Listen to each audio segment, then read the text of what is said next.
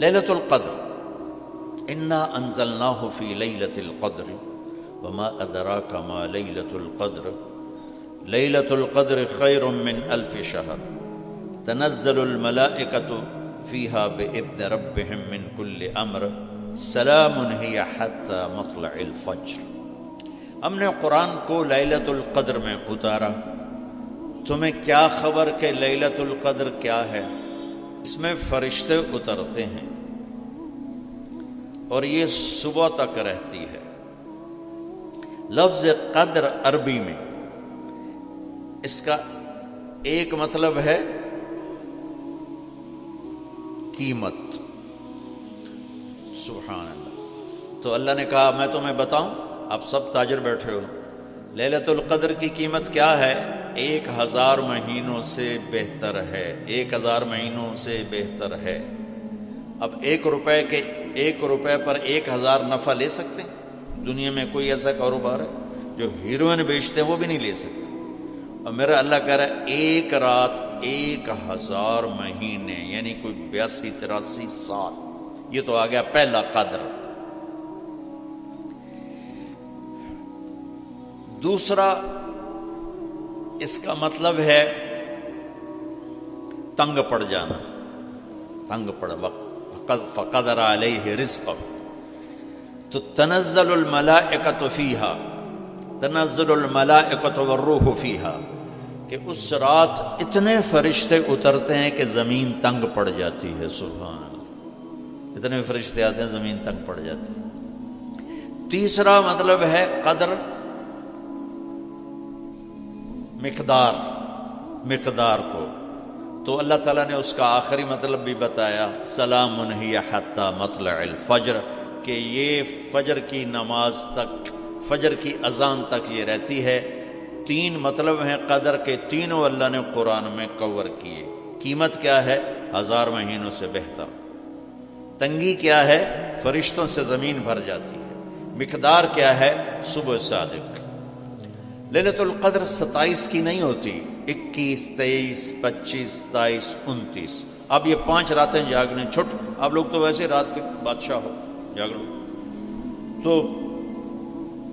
لیلۃ القدر مسجد میں نہ گزارو، گھر میں گزارو۔ یہ مسجدوں میں اشتہار لگ جاتے ہیں، فلاں کے ساتھ شب قدر گزاریں، فلاں حضرت کے ساتھ شب قدر گزاریں، پھر ادھر کوئی صلاۃ تسبیح پڑھ رہا ہے باجماعت، عورتیں صلاۃ تسبیح کی جماعت کرا رہی ہیں، اور پتہ نہیں اور کتنی عجیب و غریب قسم کی عبادات شروع ہو جاتی۔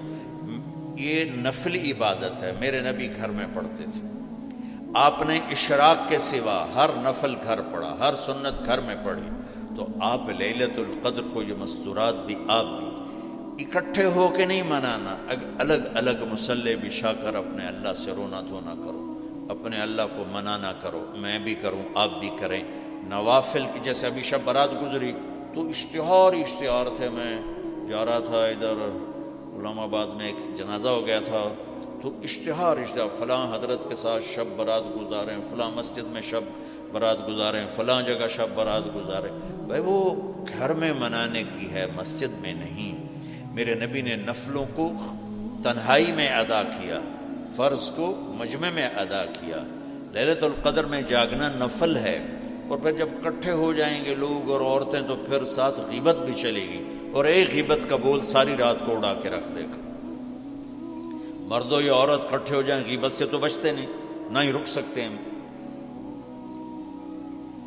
سندھ سے ہم بائی روڈ آ رہے تھے، کراچی سے بائی روڈ جماعت تھی، تو وہ راستے میں بڑی غیبت کریں، نوجوان تھے سارے نئے نئے، میں چپ کر کے سنتا رہا۔ جب کوئی 2 دن گزر گئے نا تو ہمارے پاس بڑی وین تھی، میں نے کہا بچوں ایک نصیحت کرتا ہوں کہ غیبت نہ کیا کرو، مذاق کرو، ہنسا کرو، کھیڑا کرو، غیبت نہ کرو۔ تھوڑی سی میں نے اس پہ بات کی تو بڑے متاثر ہوئے، کہا جی ٹھیک ہے انشاءاللہ آئندہ بالکل نہیں کریں گے۔ کوئی آدھا گھنٹہ گاڑی میں سناٹا رہا، آدھے گھنٹے کے بعد ایک بولے مولانا یہ غیبت نہ کری تو پھر گلاں کی کریے یہ میرا کلچر ہے. لہذا عورتیں عبادت کے لیے بھی اکٹھی ہوں گی تو غیبت شروع ہوگی، مرد مسجد میں اکٹھے ہوں گے وقت ضائع ہوگا، غیبت شروع ہوگی. میرے بھائی بہنوں، ہر نفل کو گھر میں گزار، اپنے گھر کو بابرکت بناؤ، اپنے گھروں میں نفل پڑھو، تلاوت کرو، ذکر کرو. صرف اشراق کے نفل میرے نبی مسجد میں پڑھتے تھے 2 رکعت، باقی ہر نفل آپ نے مسجد میں ادا کی. تو یہ چند چیزیں رمضان کے متعلق میں نے عرض کی ہیں. اب ایک بڑی اہم بات میں آپ کے سامنے عرض کرنا چاہتا ہوں. رمضان کی دولت کس سے ملے گی؟ رمضان کی برکات کس سے ملیں گی اور کون محروم ہو جائے گا؟ آپ نے فرمایا 4 آدمی ایسے ہیں جن کی رمضان اور شب قدر میں بھی بخشش نہیں ہوتی، بس اس سے ہم اپنے آپ کو بچا لیں. کون ہے یا رسول اللہ؟ آپ نے کہا مدمن خمر، شراب کا عادی. کبھی کوئی پی لے توبہ کر لے، میں اس کی اجازت نہیں دے رہا ہوں. مدمن کا لفظ ہے جو روزانہ شراب پیتا ہے، اس کی رمضان میں بخشش نہیں. حق لوالدیہ، جو ماں باپ کا نافرمان ہے، اس کی بخشش نہیں. قاطع الرحم، رشتہ داروں سے لڑنے والا، اس کی بخشش نہیں. المشاحن، دل میں بغض رکھنے والا، اس کی بخشش نہیں. ہر وہ چیز جو میرے آپ کے لیے نقصان دے اللہ نے حرام کر دی، ہر وہ چیز جو میرے آپ کے لیے مفید ہے اللہ نے حلال کر دی. سود حرام کر دیا. ہمارے پاکستان کی معیشت نہیں، پوری دنیا کی معیشت ڈوبی پڑی، سارے ملک قرضوں پہ چل رہے ہیں. سود نے پوری دنیا کو تباہ کر دیا. تو میرے اللہ تعالیٰ نے، آپ دیکھتے ہیں میرا اللہ کہتا ہے فَأَذَنُوا بِحَرْبٍ مِّنَ اللَّهِ وَرَسُولِهِ، اگر سود نہیں چھوڑو گے تو میرے اور میرے رسول مل کر تمہارے خلاف جنگ کریں گے. تو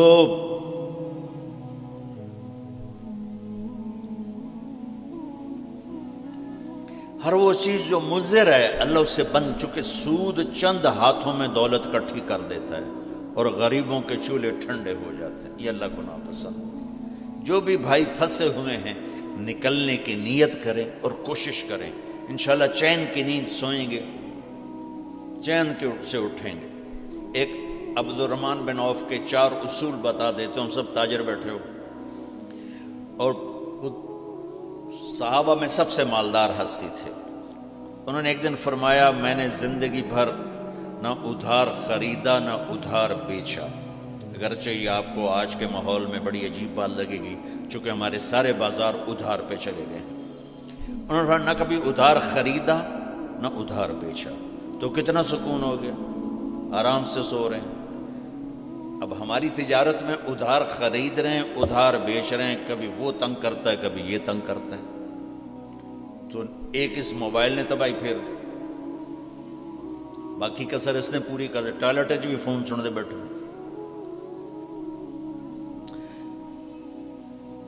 کبھی سٹاک نہیں کیا مال کو، کبھی سٹاک نہیں کیا، جو ہی نفع ملا فوراً بیچ دیا. واہ واہ. تو ادھار خریدا نہیں، ادھار بیچا نہیں، 2 کبھی سٹاک نہیں کیا، 3 اور کبھی سودے کا عیب چھپایا نہیں. اس میں کوئی عیب ہے بتا دیا.